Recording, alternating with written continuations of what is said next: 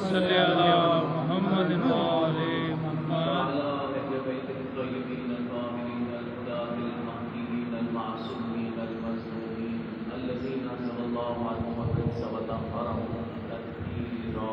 اللهم صل علی محمد وآل محمد ولعنة الدائمة على أعداء الدين أجمعين من المهد إلى قيام يوم الدين. أما بعد فقد قال الله عز وجل في محكم كتابه ومحكم قوله. بسم الله الرحمن الرحيم. إن الدين عند الله الإسلام. صدق الله العلي العظيم. صلوات الله. اللهم صل علی محمد وآل محمد. عشرۂ محرم الحرام 1447 ہجری کے سلسلے کی پہلی تقریرات کی سماعت میں گزر گئی.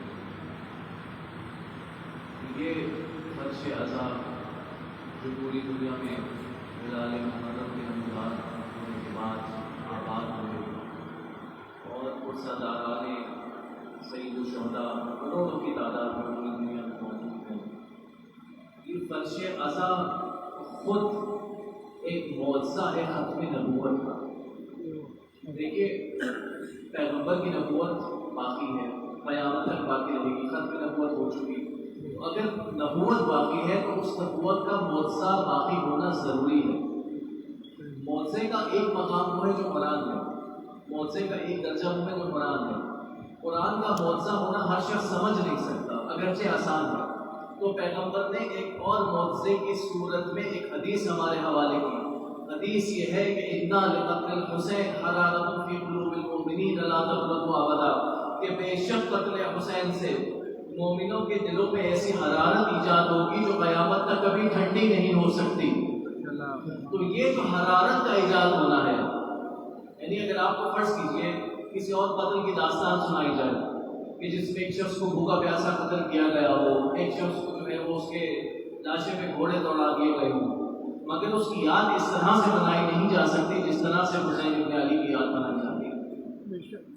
اور عجیب بات یہ ہے کہ یہ وہ واحد واقعہ ہے کہ جس کی یاد اس کے ہونے سے پہلے سے شروع ہوتی ہے. یعنی دنیا میں واقعات کی یاد بنائی جاتی ہے ان کے ہونے کے بعد. کربلا وہ واحد واقعہ ہے جس کی یاد اس کے ہونے سے پہلے بنائی گئی. اور یہ جو حرارت ہے مومنین کے قلوب میں، اس حرارت کی کیفیت عجیب ہے. یہ حرارت یقیناً آپ سب اس کو احساس کرتے ہیں. واقعہ عرض کرتا ہوں، صلوات دیجیے. اللہم صل علی محمد وآل یہ جو حسین بن علی کے نام کی حرارت مومنین کے دلوں میں موجود ہے، یہ حرارت کس کیفیت کی حرارت ہے؟ تبریز کے تاجر کا واقعہ ہے. اور جس طرح سے مجلسیں پوری دنیا میں ہوتی ہیں، ایران میں تبریز میں مجالس کے کلچر یہ ہے، ہمارے یہاں بھی ہے کہ بچوں کی مجلس ہوتی ہے. یعنی اس مجلس کے اہتمام بچے کرتے ہیں، پڑھنے والے بھی بچے ہیں، منتظمین بھی بچے ہیں، اور سارے انتظامات کرنے والے بھی بچے ہیں. تو تبریز میں بچوں نے یہ فیصلہ کیا کہ ہم امام حسین کی مجلس رکھتے ہیں. اور مجلس رکھنے کے لیے بچوں نے سوچا کہ اچھا ہم اہتمام کرتے ہیں اور نیاز کا اہتمام کریں گے، خطیب کو بلانے کا اہتمام کریں گے اور باقی انتظامات کریں گے. اور بچوں نے اپنے اپنے پیسے ملائے، بچوں نے اپنی اپنی پاکٹ منی، اپنی اپنی جو خرچہ تھا وہ ملایا. اور جب خرچہ ملانے کے بعد بچوں نے پیسے کاؤنٹ کیے تو پیسے کچھ کم تھے.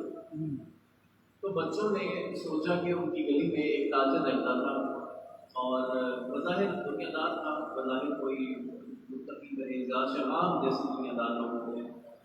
بچے تاجر کے پاس گئے اور جا کر کہنے لگے کہ ہم نے یہ فیصلہ کیا ہے کہ ہم امام حسین کی مجلس رکھنا چاہتے ہیں، تو ہمارے پاس اتنے پیسے کم پڑتے ہیں، ہم چاہتے ہیں کہ آپ اگر ہمیں تھوڑی سی ڈونیشن دے دیں، تھوڑا سا مجلس میں حصہ ڈالیں.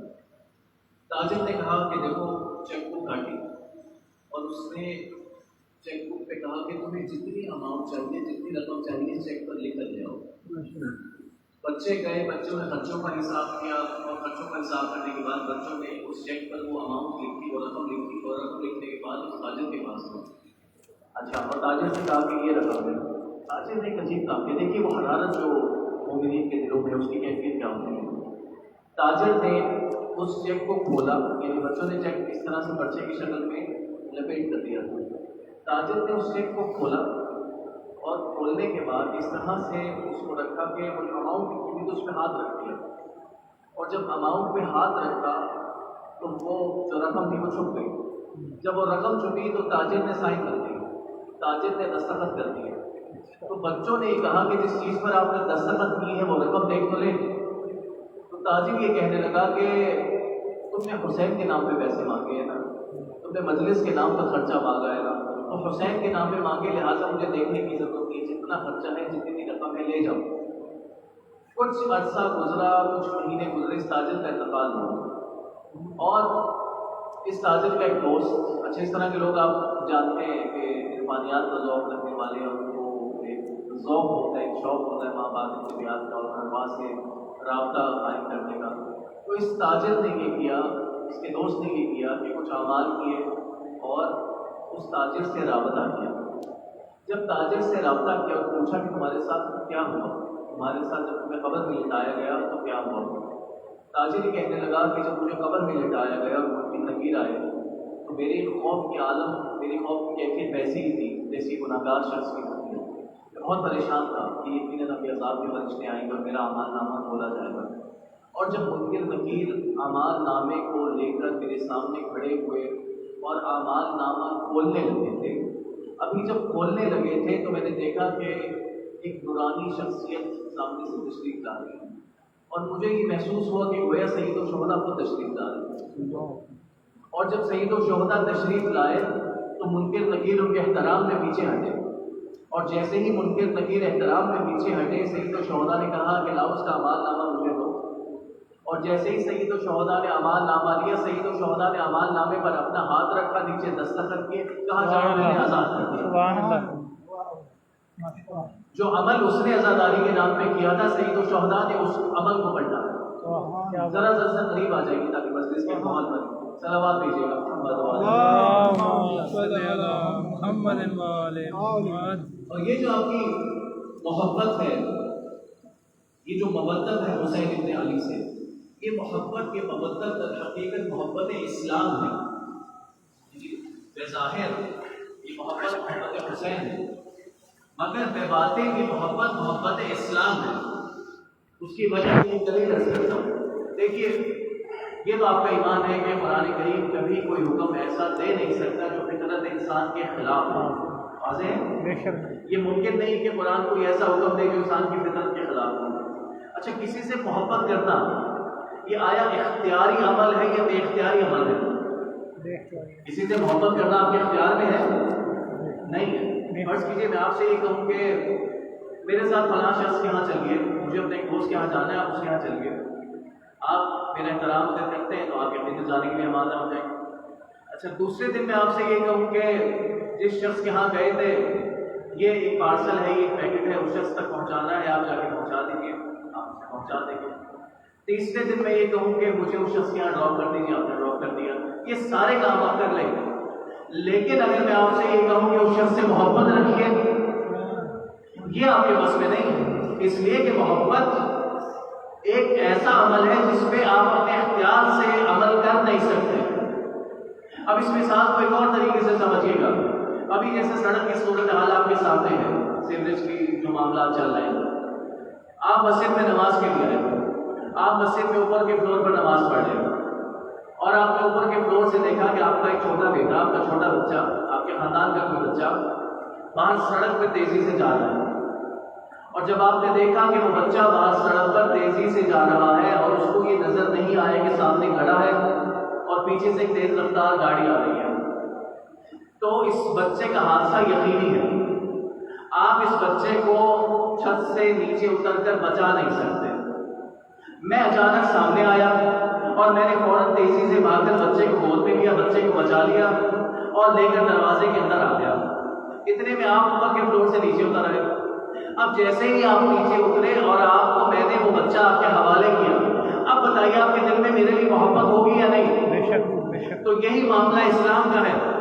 اگر اللہ براہ راست کے حکم دیتا کہ دین سے محبت کرو، اسلام سے محبت کرو، تو ایسے بہت سے تھے جو یہ جھوٹ بول دیتے کہ ہاں ہمیں دین سے محبت ہے، ہاں ہمیں اسلام سے محبت ہے، اور قرآن اس کی گواہی دیتا ہے۔ سورہ منافقون میں اذا جاء المنافقون قالوا نشهد انك لرسول اللہ، کہ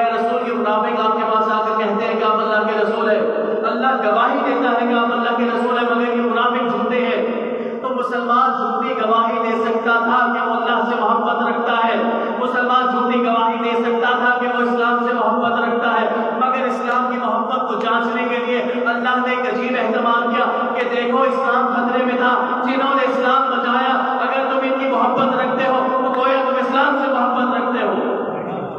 صلوات بھیجیے گا محمد والے محمد والے محمد۔ ماشاء اللہ ماشاء اللہ۔ اچھا، ایک محبت تو مشکل کام نہیں ہے، خلاف ہے۔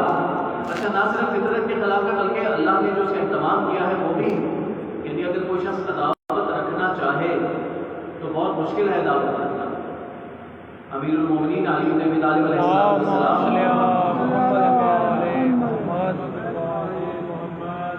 نے خیبر میں جن لوگوں کو مارا تھا، مرحب کو مارا، انتر کو مارا، حارث کو مارا۔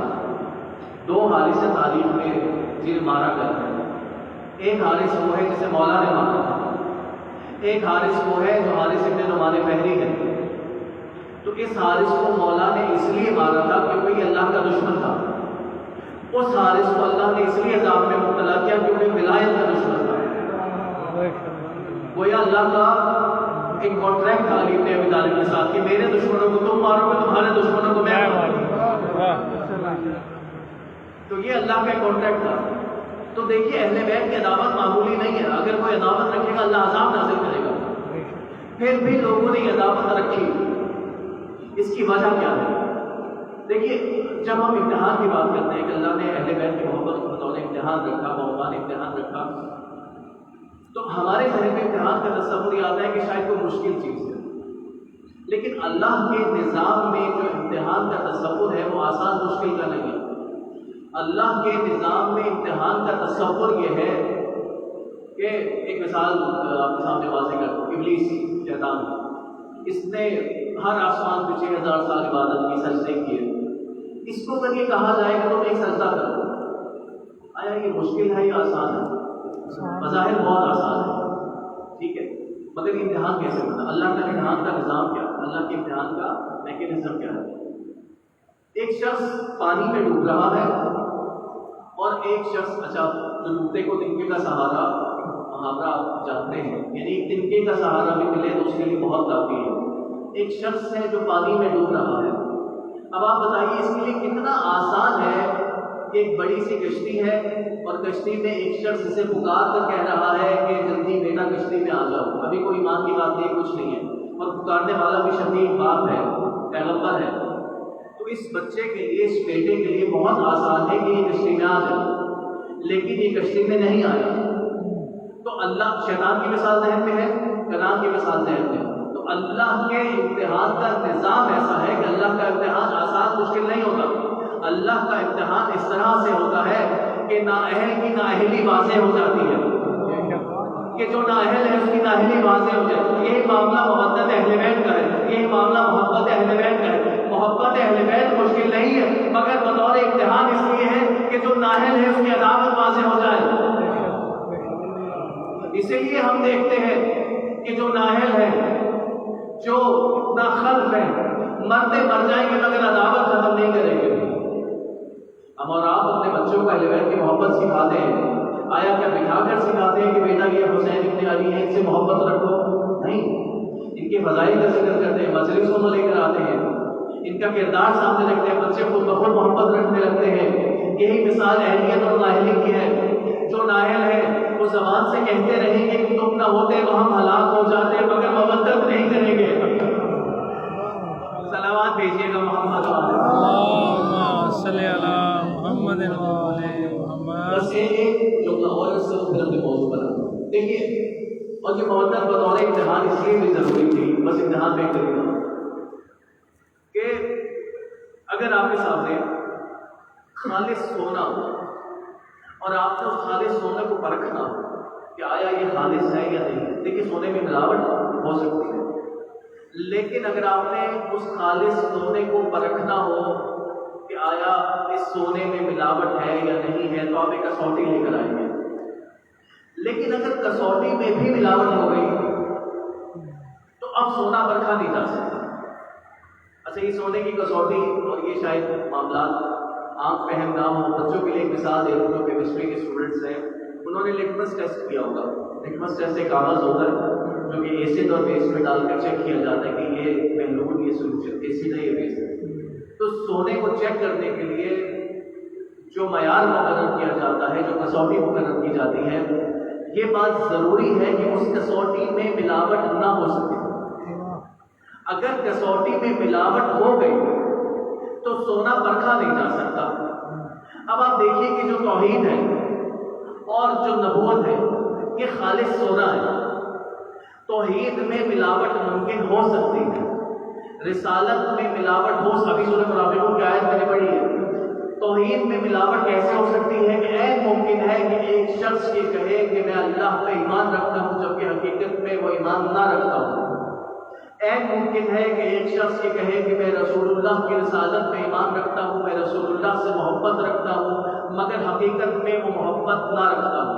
واضح ہے بات کہ یہ ممکن تو ہے کہ اللہ پہ ایمان نہ رکھتا ہوں مگر دعویٰ کرے ایمان کا، رسول پہ ایمان نہ رکھتا ہوں مگر دعویٰ کرے کہ میں ایمان رکھتا ہوں۔ تو اللہ اور اس کے رسول پر ایمان میں ملاوٹ تو ہے۔ اب یہ ملاوٹ چیک کیسے کی جائے گی؟ یہ ملاوٹ کس معیار پہ پرکھی جائے گی؟ تو معیار کوئی ایسا ہونا چاہیے کہ نہ جس کی عداوت چھپنے سے چھپتی ہو، نہ جس کی محبت چھپنے سے چھپتی ہو۔ تو سوائے علی کی کوئی ذات ایسی نہیں ہے، نہ اس کی عداوت چھپائی جا سکتی ہے، نہ محبت چھپائی جا سکتی ہے۔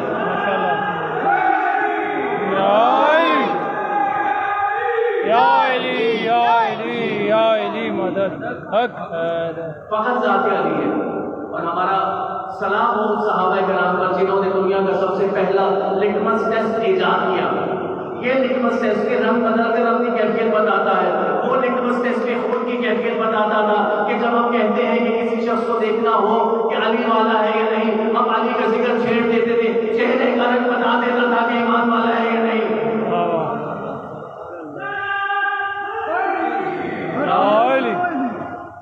یہ دنیا کا پہلا لٹمس ٹیسٹ تھا جو صحابہ کرام نے ایجاد کیا، جو چہرے کا رنگ دیکھ کر بتا دیتا تھا کہ ایمان والا ہے یا نہیں۔ تو بہرحال آپ کا یہ فرش ادا کرانا یہ محبت ہے، یہ مودت ہے۔ اور جو آیت میں نے تلاوت کی ان عشرہ مجالس کے لیے، اور جو موضوع ہے اس کو میں اعلان کر دوں۔ جو موضوع ہمارا یہ ہے کہ ان الدین عند اللہ الاسلام، اسلام اللہ کے نزدیک بس وہی مذہب ہے جو اسلام ہے۔ اللہ کے نزدیک جو دین ہے بس اسلام ہے۔ کون سا اسلام ہے؟ اسلام کے بہت سارے ورژنز موجود ہیں، اسلام کے بہت ساری تعبیریں موجود ہیں، اسلام کے بہت سارے مکاتب موجود ہیں۔ کون سا اسلام ہے جس سے اللہ کہہ رہا ہے کہ یہ ہمارے نزدیک دین ہے؟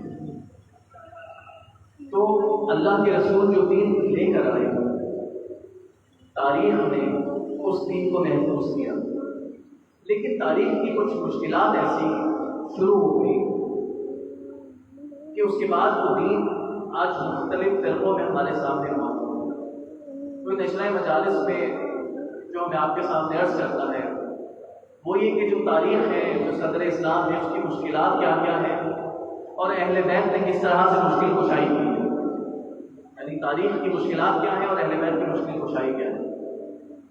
ایک مثال عرض کرتا ہوں، جو بچے سامنے بیٹھے ہیں، پاک اسٹڈیز آپ سب نے پڑھی ہوگی، اور پاک اسٹڈیز میں جنگ آزادی کا ذکر ہے۔ جنگ آزادی ہوتی ہے 1857 میں، 1857 میں۔ اچھا، اگر کسی شخص کو یہ کہا جائے، یہ بظاہر بہت عجیب بات ہے، لیکن اگر میں آپ سے ایک مثال کے طور پر یہ کہوں کہ جنگ آزادی کے بعد جن لوگوں نے ظلم کیے، جن لوگوں نے بربریت کی، جب ہندوستان آزاد ہوا 1947 میں، تو کیا ایسا ہو سکتا تھا کہ ہم یہ کہیں کہ جنرل ڈائر، آپ نے نام سنا ہوگا جنرل ڈائر، جلیانوالہ باغ ایک مشہور واقعہ جس نے ہزاروں لوگوں کو قتل کیا، کہ جو ظلم کرنے والا تھا جس نے ہزاروں لوگوں کو قتل کیا، 1947 کے بعد آزاد ہندوستان میں یا آزاد پاکستان میں یہی شخص حاکم بن گیا۔ یہ دنیا میں کہیں نہیں ہوتا۔ دنیا میں کہیں پہ بھی کوئی تحریک اگر ابھرتی ہے تو شروع میں اس تحریک کی جو قربانیاں ہوتی ہیں، جو افراد قربانیاں دینے والے ہوتے ہیں، جو افراد جانیں لیتے ہیں، جب وہ تحریک کامیاب ہو جاتی ہے تو وہ افراد حاکم ہوتے ہیں اور جو ظالم ہوتے ہیں وہ صندوق ہوتے ہیں۔ تو ایسا ہو نہیں سکتا تھا کہ ہندوستان کی تاریخ میں یہ کہا جاتا کہ 1947 میں جنرل ڈائر یہاں کا حاکم ہے، اس لیے کہ وہ ظالم تھا۔ لیکن یہ ظلم تاریخ اسلام کے ساتھ ہوتا ہے کہ جو لوگ ظلم کرنے والے تھے، جو لوگ جانے لینے والے تھے، جو لوگ ظلم و ستم کے بازار گرم کرنے والے تھے، جیسے ہی اسلام کا غلبہ ہوا، جیسے ہی اسلام کی حاکمیت آئی، اب یہی لوگ حاکم بن گئے۔ اور جو پہلے قربانیاں دینے والے تھے، جو اہل بیت اطہار پہلے قربانیاں دینے والے تھے، جب اسلام کا غلبہ آیا بعد میں بھی انہوں نے قربانیاں دی۔ یہ عجیب واقعہ اسلام کی تاریخ کے ساتھ ہوا۔ اور یہ آپ جانتے ہیں کہ تاریخ جب لکھی جاتی ہے، تاریخ مظلوم نہیں لکھتا، تاریخ مغلوب نہیں لکھتا، تاریخ محکوم نہیں لکھتا، تاریخ ہمیشہ حاکم لکھتا ہے۔ اور جو یہ لوگ جو پہلے ظلم کرنے والے تھے اور بعد میں بھی انہوں نے ظلم کیے، جب انہوں نے تاریخ لکھی تو تاریخ میں جو انہوں نے ظلم کیے، وہ ظلم یہ تھا کہ وہ چچا جس نے ساری زندگی پیغمبر کو شفقت سے پالا، وہ چچا کافر، اور جس نے ساری زندگی رسول اللہ سے دشمنی کی اور جنگ لڑی، وہ مسلمان،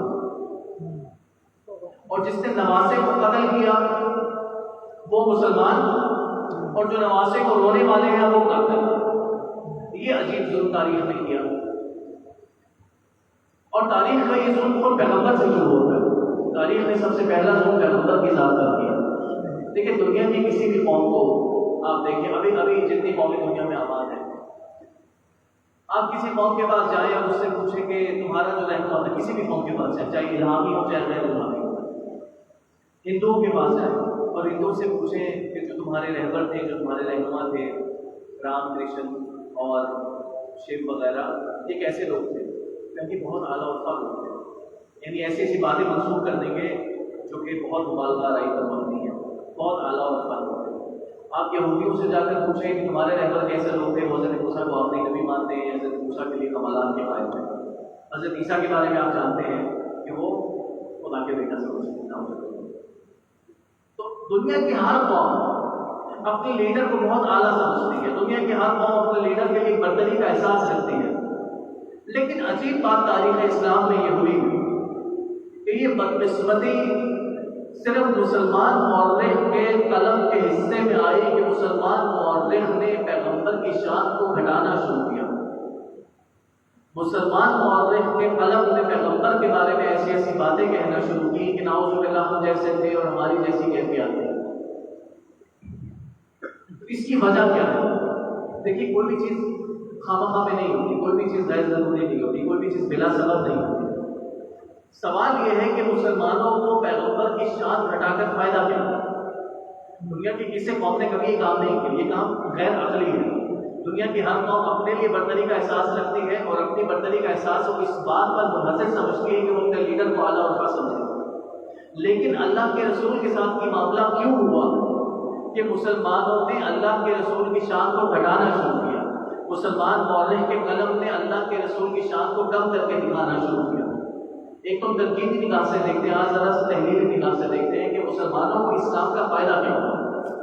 تو جواب یہ ہے کہ دنیا کی کوئی قوم ایسی نہیں ہے، چاہے وہ الہامی قوم ہو چاہے وہ غیر الہامی قوم ہو، چاہے وہ الہامی دین کے ماننے والے ہوں چاہے وہ غیر الہامی دین کے ماننے والے ہوں، دنیا کی کوئی قوم ایسی نہیں ہے جسے اپنے لیڈر سے اقتدار چاہیے۔ اور کے بعد یہ صرف مسلمان قوم تھی کہ جنہیں اپنے لیڈر سے، اپنے رہنما سے اقتدار چاہیے تھا، اور جب وہ اقتدار انہوں نے حاصل کر لیا تو اب ان کے سامنے دو راستے تھے۔ پہلا راستہ یہ تھا کہ خود اپنے فضائل و کمالات کو اس درجے